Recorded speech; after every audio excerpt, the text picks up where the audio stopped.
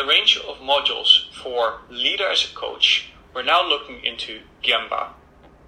By the end of this module, you should be aware of what is Gemba. You should be able to know what are the 3 distinct phases of a Gemba, and you should find some time in the near future to practice the new learned skills.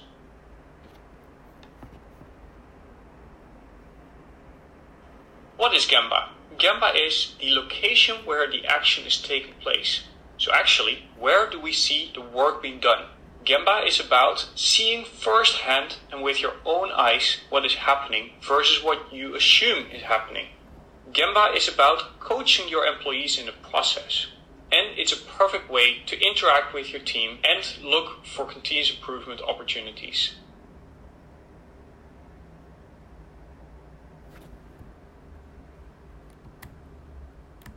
Like with many tools, Gemba is also a structured approach to how you do certain things. In this case, Gemba distinguishes 3 steps. You first have your preparation, the second is you execute, and the third is you debrief. Let's look at them in a bit more detail. Prepare for the walk. So basically the question should be, what is the problem I would like to explore?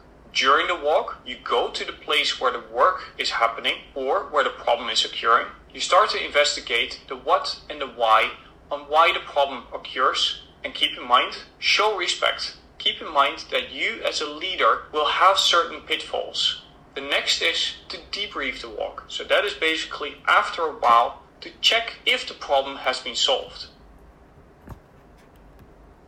How do you prepare your walk? Like with so many things, preparation is key. So first of all, ask the question, why would I be doing this? So basically, what is the purpose for the walk? Then, what is the scope of the walk? Do I need to go and see the whole floor? Or only a couple of people? Or even only one person? Also in preparation, you should keep in mind to have one conversation at a time. Make sure that you have time calculated, so you have the ability to listen more than you talk. And of course, put your mindset to making sure you have no spot judgment. Try to seek understanding here. During the walk, it is important to help identify the gap. So basically, what's the difference between the expected outcome and the actual performance? Next is try to gain an understanding of the process by looking for things like what is broken, what is not understood, what is creating waste, what is creating stress, or what is not visible enough. Remember, it is important to listen and not to push your ideas onto the process.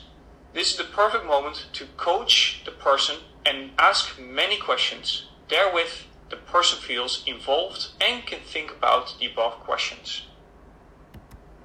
Additional elements that are important during the walk is testing the best way to observe. Do I need to have interviews, or do I need to look from a distance on what is happening? There are other ways also on how to observe the situation. The best is to write down your observations and questions. Make sure that if anyone ever asks you what you're writing down, it's not a secret. So you should be able to be open and transparent about what you're doing and what you have written down. Take time. Do not rush. This is one of the key elements to keep in mind. Make sure it's not a mandatory tick in the box, oh, I will just fiddle this in 15 minutes. No, make sure you have the time to properly do this walk, including the debrief. So don't plan it in between meetings. Make sure you have time for additional questions. In addition, do not make any assumptions, but keep asking questions. Remember, what you see is not always what is really happening. What is the process? Let's take a look at it. Initially, we start, what is the current target? Then, once we know what the current target is, we can assess what is the current state.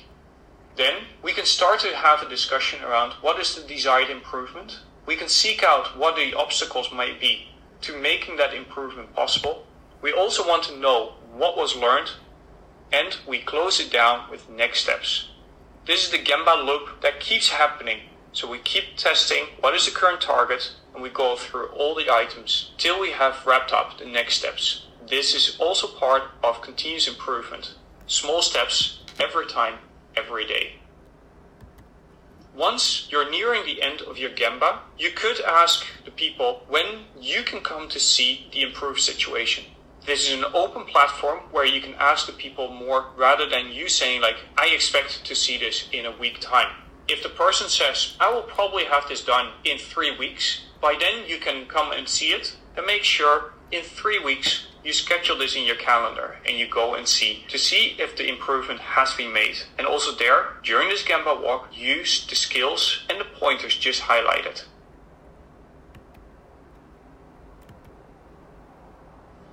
Zooming in, what are some of the pitfalls using Gemba? The first one is that it is being treated as a performance review. Make sure you approach the Gemba with a process thinking and coaching mindset. Focus on the how, not the result. Some people come in preoccupied, meaning that they are still thinking about other things in the back of their head. But make sure that you turn that off and that you are ready to be in the present and the now. That mindset will enable you to observe better and ask better questions. Another common mistake is coming in with a decision made.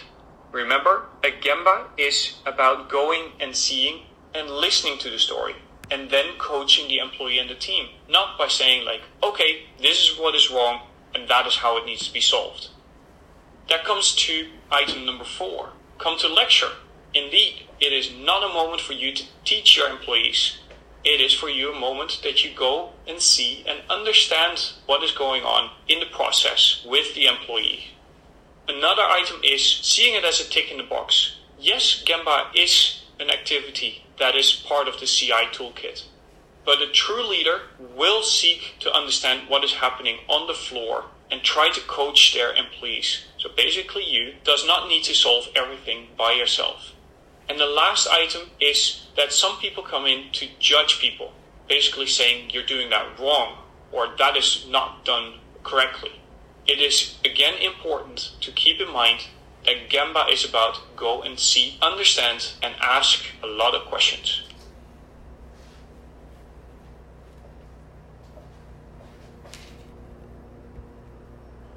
In summary, Gemba is a powerful tool when applied correctly.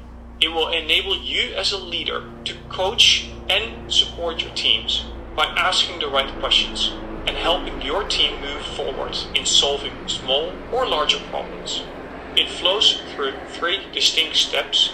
First, you prepare the Gemba, then you do the Gemba, and at the end of the Gemba walk, you do a debrief.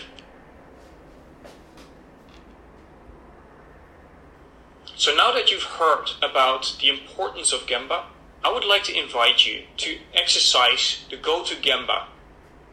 Take 30 minutes of your time and go and prepare your walk, do the walk, and debrief the walk. Go and find your buddy. That could be your local continuous improvement manager or any of the other managers on the floor or in the location that you're working. Have that person coach you or mirror you, however you like. And at the end of the Gemba, share your experiences with your buddy.